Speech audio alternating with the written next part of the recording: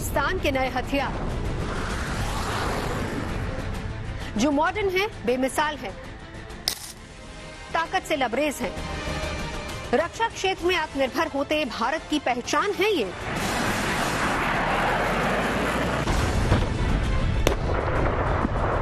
इनकी दहाड़ से पहाड़ तक कांप जाते हैं।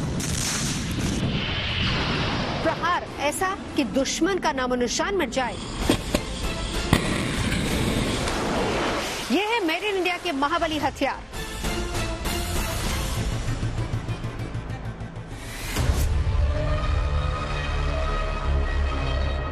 जमीन से लेकर आकाश और अंतरिक्ष से लेकर पाताल तक भारत की सुरक्षा को और ज्यादा पुख्ता बनाने के लिए तमाम तरह के पावरफुल वेपन्स पर काम किया जा रहा है, ताकि कोई भी दुश्मन देश भारत की तरफ आंख तरेर कर न देखे। आज रण क्षेत्र में हम आपको बताएंगे ऐसे ही पावरफुल वेपन्स जिससे भारत की सरहदें ही नहीं बल्कि आकाश तक हिफाजत होगी।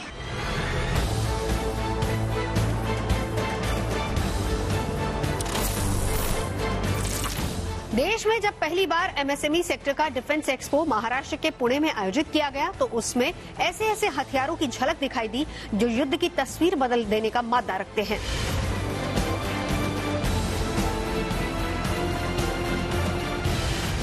ये है भारतीय वायुसेना के लिए भारत में तैयार समर एयर डिफेंस सिस्टम।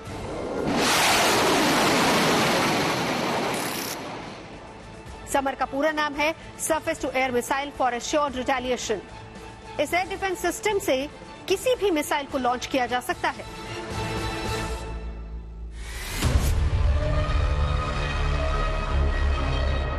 आज हमारे सामने चुनौतियां बड़ी हैं। सबसे बड़ी चुनौती तो ये है कि छोटे ड्रोन से लेकर हाइपरसोनिक तक का हमेशा खतरा रहता है और ऐसे में हवाई सुरक्षा बहुत अहम होना जरूरी है और ये एक चुनौतीपूर्ण भी है। ऐसे में क्लोज इन वेपन सिस्टम और एयर डिफेंस बहुत अहम हो जाते हैं।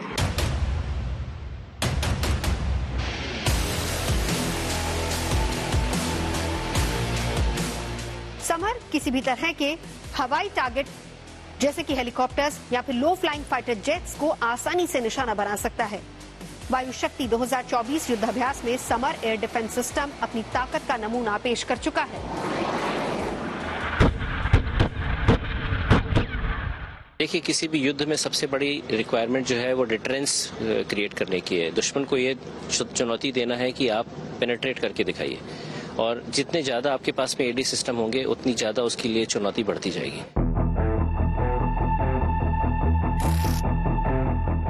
समर एयर डिफेंस सिस्टम की सबसे बड़ी खासियत यह है कि दुश्मन इसे ट्रैक नहीं कर सकता। ये शूट एंड स्कूट की क्षमता से लैस है, यानी इसे फायर करके रीपोजिशन किया जा सकता है।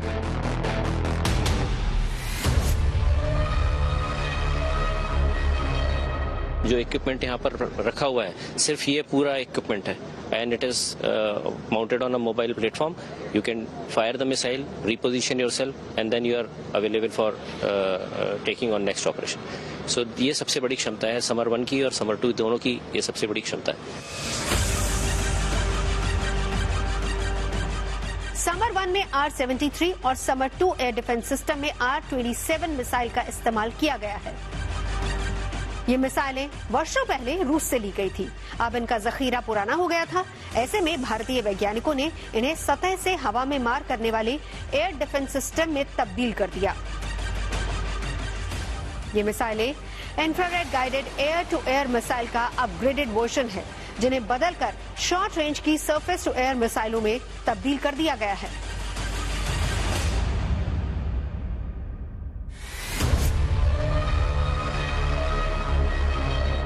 सबसे पहले हमने समर 1 तैयार किया जिसमें हमने R-73 मिसाइल को यूज़ किया, क्योंकि वो मिसाइल थोड़ा आसान थी इंटीग्रेट करने के लिए और उसकी कैपेबिलिटीज हमको अच्छी तरह से पता थी। हमेशा किसी भी प्रोजेक्ट को अगर आप सक्सेस देना चाहते हैं तो आपको छोटे स्तर पर चालू करना पड़ता है और R-73 की जो सक्सेस हुई उसके बाद में हमारा कॉन्फिडेंस बढ़ा और हमने रियलाइज़ किया कि और भी जो बड़ी मिसाइलें हमारे पास में अवेलेबल हैं उनको भी हम इसी तरह के एडी सिस्टम में इंटीग्रेट कर सकते हैं। और उसके बाद में हमने डिसीजन लिया कि R-27 मिसाइल जो हमारे पास में है, हमारी इन्वेंट्री में है, लाइफ एक्सपायर्ड हो गई हैं, उनको जहाज के ऊपर ले जाया नहीं जा सकता है क्योंकि वो जहाज को अनसेफ कर देता है, तो हमने उनका एडी सिस्टम में यूज़ करने का फैसला किया। ये सिस्टम अब पूरी तरह से तैयार है।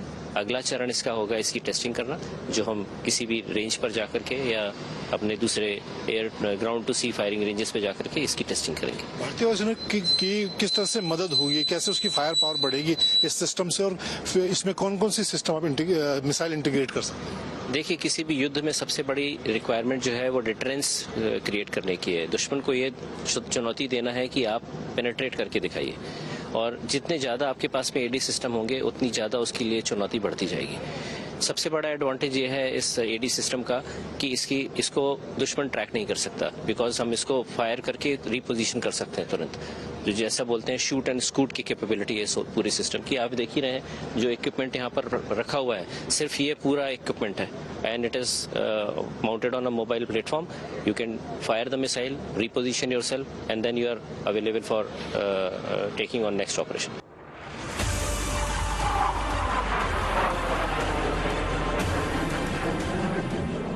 R-27 air to air missile है जिसका इस्तेमाल डॉग फाइट के लिए किया जाता है। आज के दौर में दुनिया के कई देश 5th जनरेशन फाइटर प्लेन और नेक्स्ट जनरेशन मिसाइल का इस्तेमाल कर रहे हैं, लिहाजा मौजूदा दौर की चुनौतियों में भारत भी पिछड़ना नहीं चाहता। इसीलिए भारत आउटडेटेड हो रहे हथियारों की जगह देश में ही ताकतवर हथियार तैयार कर रहा है। R-27 मिसाइल सिस्टम है।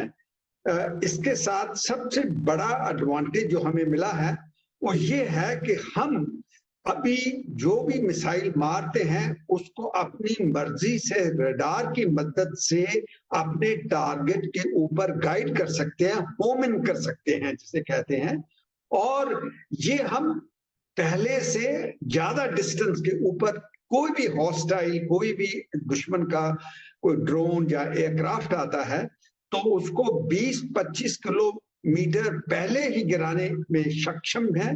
R-73 एक किस्म का आउटडेटेड इसीलिए हुआ है क्योंकि इसके अंदर जो बियॉन्ड विजुअल रेंज, जैसे कि अगर आपने टारगेट कहीं करना है तो आप उसको टारगेट उस जगह के ऊपर नहीं मगर बहुत ही दूरी के ऊपर टारगेट कर सकते हैं। तो ये इसका एक मेन जो उपलब्धि मानी जा रही है। वायुसेना ने समर 1 और समर 2 एयर डिफेंस सिस्टम तैयार किया है जो अलग अलग ताकत और क्षमता से लैस है। समर 1 में कम दूरी की सतह से हवा में मार करने वाली मिसाइल का इस्तेमाल होता है। इसकी रेंज 10 से 12 किलोमीटर है, जबकि समर 2 में इस्तेमाल होने वाली मिसाइल की रेंज 20 किलोमीटर है। समर 1 में इस्तेमाल होने वाली मिसाइल में 7.4 किलोग्राम का वॉरहेड लगा है, वहीं समर 2 में इस्तेमाल होने वाली मिसाइल में 39 किलोग्राम का वॉरहेड लगा। यानी पिछले संस्करण समर 1 वायु की तुलना में समर 2 से ज्यादा दूरी तक मिसाइलों को लॉन्च कर सकता है।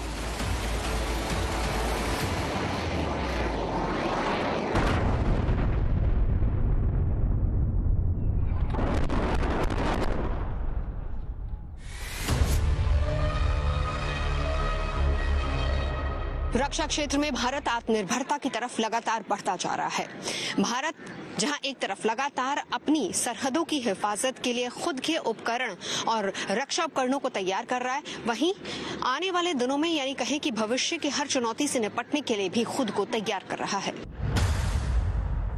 Summer air defence missile system का संचालन वायुसेना की BRD यूनिट करती है। इसके लॉन्चर पर 2 मिसाइलों को लगाने की व्यवस्था है और इन मिसाइलों को दागने वाले लॉन्च ट्रक भी अलग अलग हैं। समर 1 के लिए 4x4 ट्रक लगता है, जबकि समर 2 मिसाइलों को दागने के लिए 8x8 के ट्रक का इस्तेमाल होता है। आज दुनिया भर में कई देश अपने हवाई क्षेत्र या कहें कि एयर डिफेंस को और ज्यादा मजबूत करने की कोशिश कर रहे हैं। इसमें जहां एक तरफ नए नए हथियारों का इजाद हो रहा है, वहीं छोटे ड्रोन से निपटने के लिए भी खुद को तैयार किया जा रहा है। 3, 2, 1 जरूरत के हिसाब से भारत के पास लॉन्ग रेंज से लेकर मीडियम और शॉर्ट रेंज के एयर डिफेंस सिस्टम मौजूद हैं, जो हर तरह के हवाई हमलों को नाकाम करने की ताकत रखते हैं। हाल ही में DRDO ने very short range air defence system का सफल परीक्षण किया। Very short range air defence system से दागी जाने वाली मिसाइल की रफ्तार एयर डिफेंस सिस्टम के हिसाब से बेहतरीन मानी जाती है। Very short range air defence system में लगी मिसाइल की रफ्तार 1.5 मैक है, यानी 1852 किलोमीटर प्रति घंटा। इस रफ्तार से 6 किलोमीटर तक टारगेट को आसानी से तबाह किया जा सकता है। ये अपने साथ 2 किलो वॉरहेड ले जाने में सक्षम है, जिसकी मदद से ये 11,500 फीट की ऊंचाई पर मौजूद खतरे को आसानी से खाक में मिला सकती है। अपनी इन्हीं खूबियों की वजह से very short range air defence system भारतीय एयर स्पेस में दाखिल होने वाले कम ऊंचाई वाले हवाई खतरे को आसानी से तबाह कर सकता है।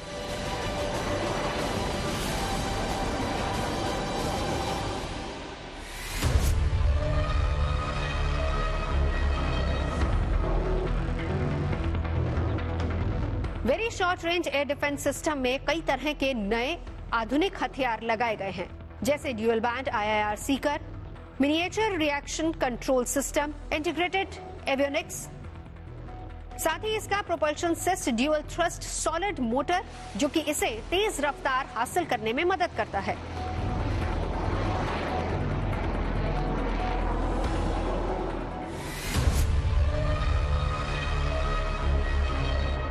Very short range air defence system को जमीन पर मौजूद किसी भी मैन पोर्टेबल लॉन्चर से दागा जा सकता है। इतना ही नहीं, इसे एक जगह से दूसरी जगह ले जाना भी आसान है, यानी चीन की सरहदों से सटा चाहे हिमालय क्षेत्र हो या फिर पाकिस्तान की सरहदों से सटा रेगिस्तान का इलाका, इसे कहीं भी ले जाया जा सकता है। इतना ही नहीं, किसी बड़े शहर या फिर स्ट्रेटेजिकली इम्पोर्टेंट जगह पर भी इसको ले जाया जा सकता है। Very short range air defence system को देश में ही विकसित किया गया है, जो कि ये दिखाता है कि भारत कैसे रक्षा के क्षेत्र में आत्मनिर्भर बनने की ओर तेजी से बढ़ रहा है। स्वदेशी हथियारों के साथ साथ भारत दुनिया के बेहतरीन हथियारों को भी अपने तर्कश में शामिल कर रहा है, जो चीन और पाकिस्तान जैसे दुश्मनों की चुनौती को आसानी से राख में मिला सकते हैं। चंद महीनों पहले अमेरिका ने भारत को अपने बेहतरीन air defence system striker M शोराड का ऑफर दिया था, जो एक खास तरह का इन्फेंट्री कॉम्बैट व्हीकल है। अमेरिका ने अपने ऑफर में कहा था, भारतीय एक्सपर्ट हमारी गाड़ियों की जांच पड़ताल कर लें, ये देख लें कि भारत की भौगोलिक स्थिति के मुताबिक ये 8 पहियों वाली गाड़ी काम की है या फिर नहीं। अब भारत सरकार अमेरिका के ऑफर और उसके हथियार पर विचार कर रही है।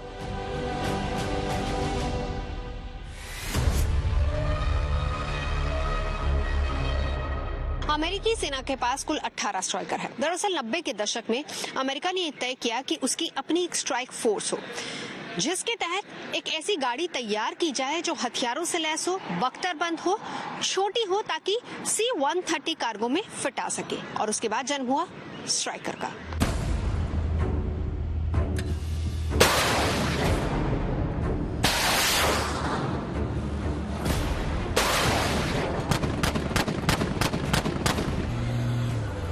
अमेरिका के infantry combat vehicle striker M शोराड में हवाई हमले से लेकर सुरक्षा के हथियार तक लगे हुए हैं। साथ ही कई ऐसे वेपन्स भी हैं जो दुश्मन के टैंक, हेलीकॉप्टर, विमान, फाइटर जेट या फिर सैन्य टुकड़ी पर भी निशाना लगा सकते हैं। स्ट्राइकर M शोराड में FIM-92 स्टिंगर और AGM-114 लॉन्ग बो हेलफायर मिसाइल लगाई गई है, जिसकी मदद से टैंक से लेकर हेलीकॉप्टर तक को निशाना बनाया जा सकता है। वहीं 30 mm चेन गन भी इसकी ताकत है। खतरे का पता लगाने के लिए स्ट्राइकर में MHR यानी कि मल्टी मिशन हेमिस्फीयर रडार लगाई गई है। इन्फेंट्री कॉम्बैट व्हीकल स्ट्राइकर का कवच तो बेहद मजबूत है ही, इसके पहिए भी बेहद खास हैं। स्ट्राइकर के पहियों पर गोली या फिर शॉर्पनर का कोई भी असर नहीं होता।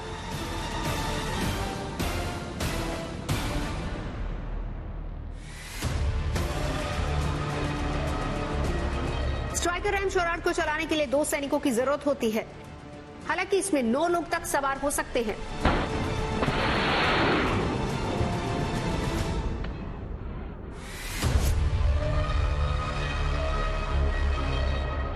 आज आज पूरी दुनिया मिसाइल डिफेंस सिस्टम की ताकत से लैस हो रही है। हर देश के पास अपना अपना मिसाइल डिफेंस सिस्टम है और उसे धार देने में जुटा हुआ है।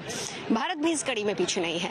भारत अपने S-400 long range missile defence system पर काम कर रहा है। भारत ने 2028 तक अपना खुद का एयर डिफेंस सिस्टम बनाने की तैयारी शुरू कर दी है। इसके लिए इस्तेमाल होंगी LRSAM यानी कि long range surface to air मिसाइलें। फिलहाल भारत के पास रूस से खरीदा गया S-400 एयर डिफेंस सिस्टम के साथ साथ देश में बनी पृथ्वी और आकाश मिसाइल डिफेंस सिस्टम भी है, जो किसी भी हवाई खतरे को आसानी से राख में मिला सकता है।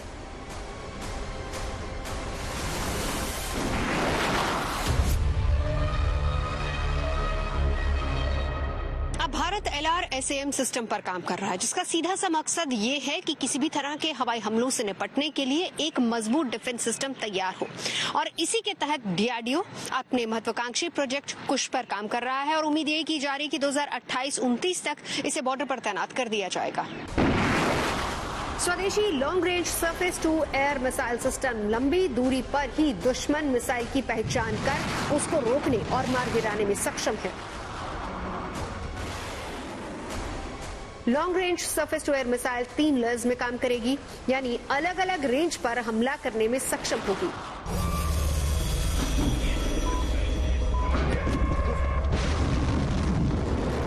LRSAM सिस्टम में लगी इंटरसेप्ट मिसाइल 150 किलोमीटर, 250 किलोमीटर और 350 किलोमीटर पर दुश्मन के फाइटर प्लेन से लेकर मिसाइल तक को आसानी से तबाह करने में सक्षम है। LRSAM में एयरक्राफ्ट और airborne warning and control system लगाया जाएगा, जो मिड एयर में वॉर करने वाली मिसाइलों को 350 किलोमीटर की दूरी पर ही रोक देंगे और खतरनाक से खतरनाक मिसाइल भी भारत पर हमला नहीं कर सकेगी।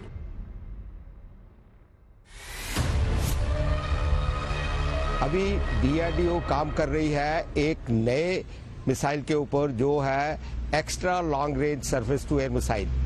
ये S-400 जिसका रेंज 400 किलोमीटर है और ये जो हमारी अभी वाली मिसाइल है जिसका रेंज 70 किलोमीटर है, इन दोनों के अंदर गैप जो है उसको कवर करने के लिए काम आएगा। तो ये जो है long range surface to air missile एक बहुत बढ़िया वेपन सिस्टम है इंडियन नेवी के पास, और वो इसको दुश्मन के खिलाफ बड़ी अच्छी तरह से इस्तेमाल कर सकते हैं।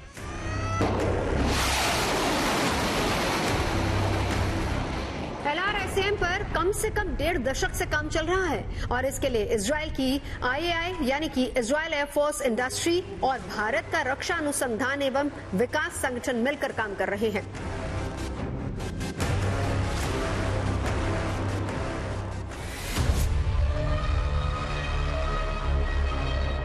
इजराइल अपनी मिसाइल को बराक कहता है और बराक नाम से इजराइल के पास एक बड़ा मिसाइल फैमिली मौजूद है। भारत इसे कहता है long range surface to air defence system यानी LRSAM।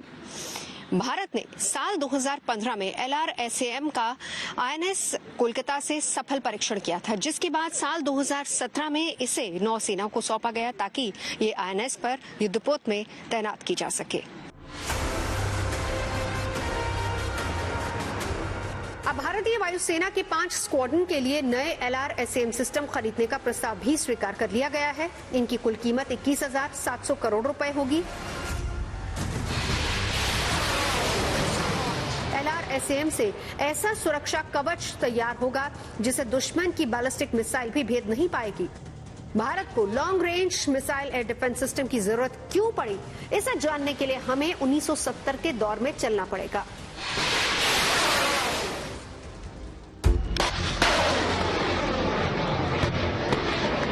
साल 1971 में पाकिस्तान की ओर से हमारे उत्तर, उत्तर पश्चिम और पश्चिम के 9 एयरबेस पर हमला किया गया। इनमें अमृतसर, आगरा और श्रीनगर भी शामिल हैं। 8 दिसंबर को गुजरात के भुज के रुद्रमाता एयरफोर्स बेस पर 14 दिन में 35 बार हमला हुआ। 92 बम और 22 रॉकेट दागे गए। इन हमलों से एयरबेस पूरी तरह से तबाह हो गया। पाकिस्तान की ओर से किए गए हमलों को रोकने के लिए मिसाइल तो तैनात थी, लेकिन कोई ऐसा पुख्ता सिस्टम नहीं था जो ये पकड़ सके। 1971 के युद्ध के बाद से ही भारत को ताकतवर एयर डिफेंस सिस्टम की जरूरत महसूस हुई। भारत ने 2 लेवल पर काम करना शुरू किया। पहला, बाहर से एयर डिफेंस सिस्टम की नई तकनीक को मंगवाना और दूसरा, अपनी तकनीक को विकसित करना।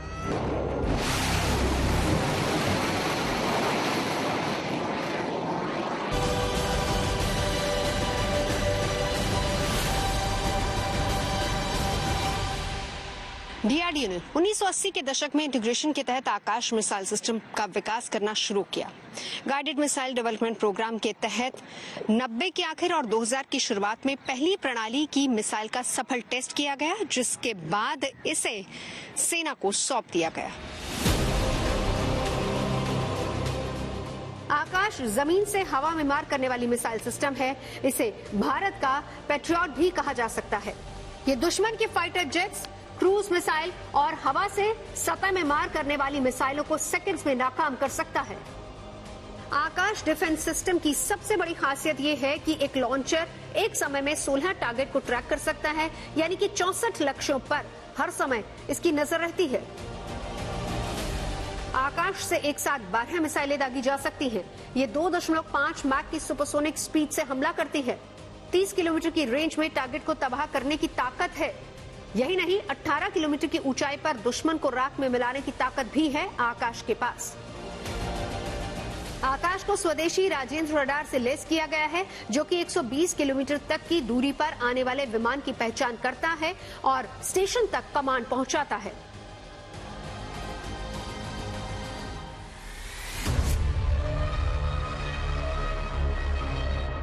आकाश medium surface to air missile है।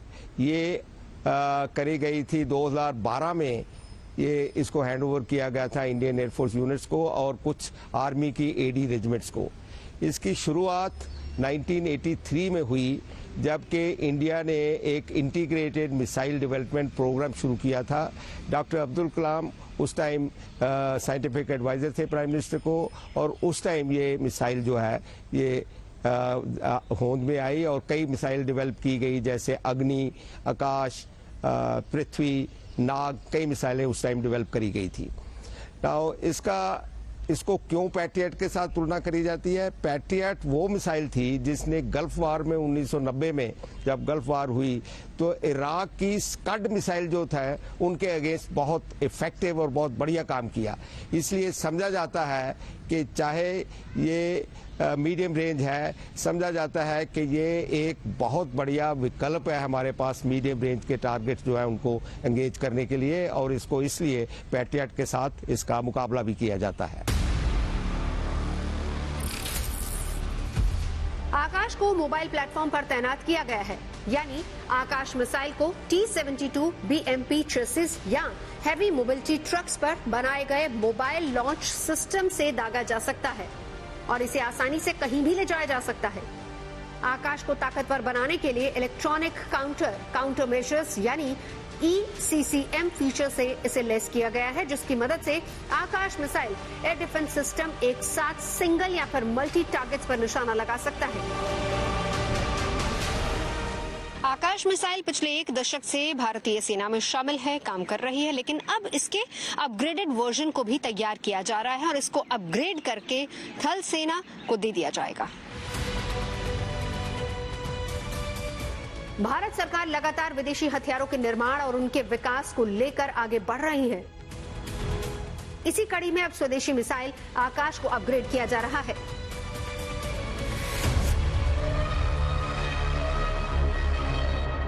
जंग में 2 मंत्र होते हैं, पहला तो जोरदार आक्रमण और दूसरा आत्मरक्षा। भारत दोनों में ही निपुण है। सबसे पहली बात, जब हम जोरदार आक्रमण की बात करते हैं तो हमारे पास लॉन्ग और medium range air defence missile है और इसके अलावा आत्मरक्षा के लिए S-400 आकाश और पृथ्वी जैसा डिफेंस सिस्टम भी भारत के पास मौजूद है।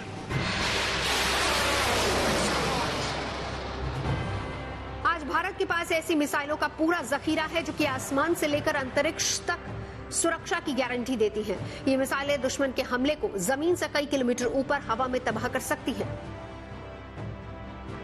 भारत के पास एयर डिफेंस के लिए 2 सिस्टम हैं। इनके 2 हिस्से हैं, ADGES यानी air defence ground environment system और BADZ यानी कि base air defence zones. ADGES में रडार कवरेज, डिटेक्शन और इंटरसेप्शन होता है। BADZ में रडारों के साथ मिसाइलों का कनेक्शन, नेविगेशन, हमला और एक्टिव रिस्पांस जैसी गतिविधियां शामिल होती हैं। सर्विलांस रडार, कंट्रोल सिस्टम और मिसाइल लॉन्चर की मदद से हवाई सुरक्षा पुख्ता की जाती है। टारगेट डिटेक्ट होते ही दुश्मन की उल्टी गिनती शुरू हो जाती है और फिर दुश्मन चाहे सैकड़ों किलोमीटर दूर ही क्यों ना हो, उसे तबाह करने में देरी नहीं लगती।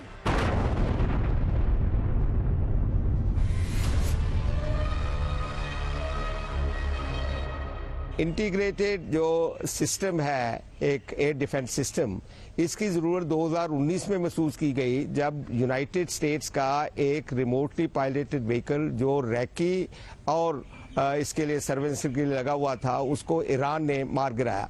तो ये समझा गया कि ज़रूरी है कि एक 4CI कमांड वाला इंटीग्रेटेड सिस्टम जो है वो डेवलप किया जाए। 4CI का मतलब है कि कम्युनिकेशन, कमांड, कंट्रोल, कंप्यूटर और इंटेलिजेंस। तो ये इंटीग्रेटेड एयर डिफेंस सिस्टम एक ऐसा सिस्टम है कि जो हर तरह के वेपन सिस्टम को इस्तेमाल कर सके, दुश्मन के हर तरह के जो भी उनके टारगेट हमारे ऊपर अटैक करने के लिए आते हैं। मौजूदा वक्त में भारत ने अपनी रक्षा जरूरतों के हिसाब से सरहद पर लॉन्ग, शॉर्ट और मीडियम रेंज के एयर डिफेंस सिस्टम को तैनात कर लिया है।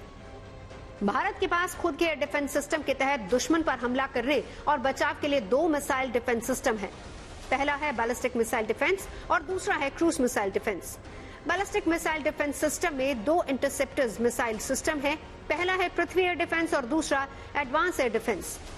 पृथ्वी एयर डिफेंस ज्यादा ऊंचाई पर मार करने के लिए, जबकि एडवांस एयर डिफेंस कम ऊंचाई पर हमला करने के लिए है। 2 लेयर की हवाई रक्षा कवच होने से फायदा ये होता है कि दुश्मन देश की तरफ से आ रही 5000 किलोमीटर की रेंज वाली मिसाइल को भी हवा में ध्वस्त किया जा सकता है। बैलिस्टिक मिसाइल से अलग क्रूज मिसाइल डिफेंस कम ऊंचाई पर उड़ने वाले दुश्मन के विमान, मिसाइल, ड्रोन को मार गिराने में सक्षम है। भारत ने AAD मिशन के तहत इंटरसेप्टिव क्रूज मिसाइल सिस्टम भी बनाया है जो परमाणु हथियार लेकर हमला करने आ रही मिसाइलों को मार गिराएगा। आज चीन की किलर मिसाइलों, फाइटर जेट्स, विस्फोटकों से लैस ड्रोन का खतरा बढ़ता जा रहा है। इसी से निपटने के लिए भारत ने अपनी ताकतवर एयर डिफेंस सिस्टम के जरिए अभेद सुरक्षा कवच तैयार कर लिया है। एंटी बैलिस्टिक मिसाइल सिस्टम रखने वाला भारत दुनिया का 4था देश है। अब तो भारत के पास S-400 की ताकत भी आ चुकी है।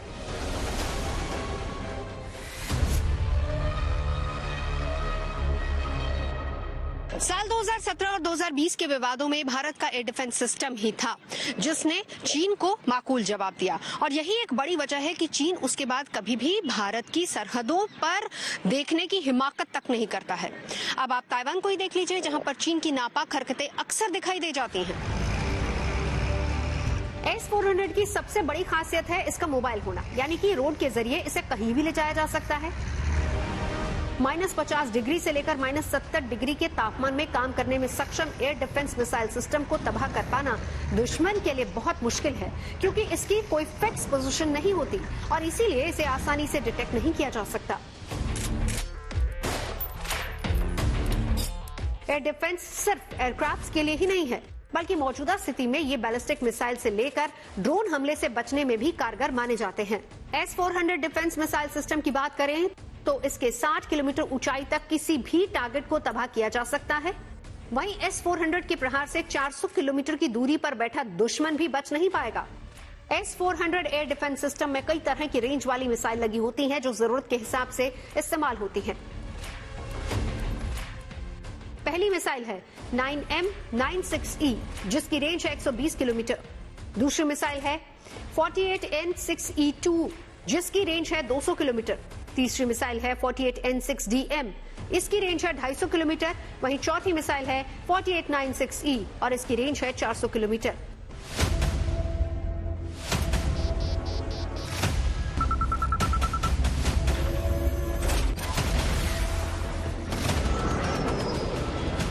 मिसाइलों के सटीक प्रहार में रडार की अहम भूमिका होती है। लिहाजा S-400 में बेहद ताकतवर रडार सिस्टम लगाया गया है।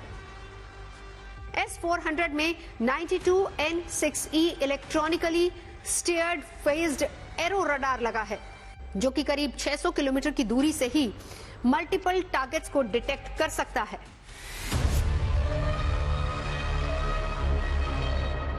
S-400 एक surface to air missile system है जो रशिया का है, और 2018 में भारत ने तकरीबन $5.4 बिलियन की एक डील करी थी, जिसके अंदर कोई 5 सिस्टम जो है हमें डिलीवर करने थे। तो इसकी खासियत ये है कि ये तकरीबन 36 टारगेट साइमल्टेनियसली एंगेज कर सकता है। ये मोबाइल है, एक जगह से दूसरी जगह जाके 5 मिनट के अंदर इसको डिप्लॉय भी किया जा सकता है।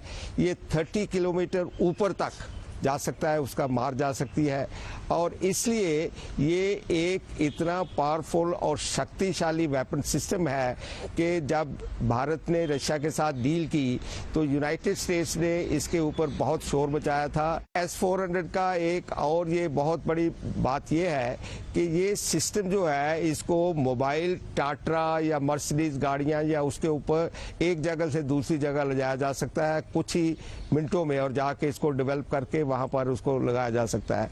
तो ये एक अच्छा वेपन सिस्टम है जो हमारे पास, जिसका 400 किलोमीटर का रेंज है।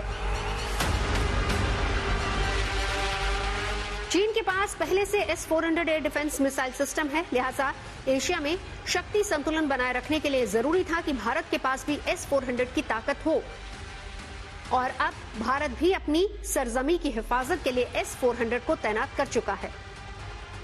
दिल्ली से नवजोत रंधावा के साथ bureau report, good news today.